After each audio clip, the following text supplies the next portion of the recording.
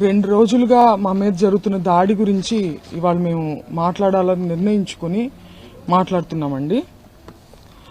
ఆ రోజు ఉదయం ఏ రోజైతే ఈ మొత్తం సంఘటన చోటు చేసుకుందో ఆ రోజు ఉదయం అంబటి రాంబాబు గారు వెంకటేశ్వర స్వామి దర్శించుకోవడానికి టెంపుల్కి వెళ్లారు. మార్నింగ్ దర్శించుకుని తిరిగి వస్తున్న దారిలో, అది ఎటువంటి పోస్టర్లు చించడానికో దేనికో వెళ్లిన కార్యక్రమం కాదండి. దర్శనం చేసుకుని ముగించుకుని తిరిగి వస్తున్నటువంటి సమయంలో మూకుమ్మడిగా అందరూ దాడి చేసి, టీడీపీ కార్యకర్తలు కావచ్చు, వాళ్ళ శ్రేణులు, వాళ్ళ మనుషులు అందరూ ప్రిపేర్డ్ గా చాలా ముందుగా ప్లానింగ్ తో రాడ్లు కర్రలు పట్టుకొని చాలా బహిర్గతంగా, ఒక లా అండ్ ఆర్డర్ ఉన్నటువంటి స్టేట్ లో చాలా బహిర్గతంగా వాటిని పట్టుకొని ఆయన దర్శనం చేసుకుని వెళ్తుండగా ఆయన మీద అటాక్ చేయడం జరిగింది.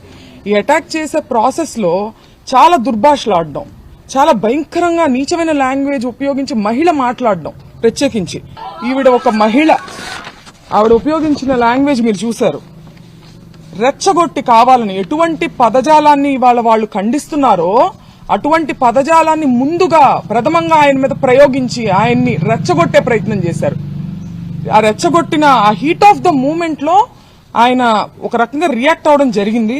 దాన్ని వెంటనే ప్రెస్ మీట్ పెట్టి, ఇంటికి వచ్చిన వెంటనే కూడా ఆయన ప్రెస్ మీట్ పెట్టి నేను అలా అనుండాల్సింది కాదు అని క్లియర్ గా ఆయన చెప్పారు.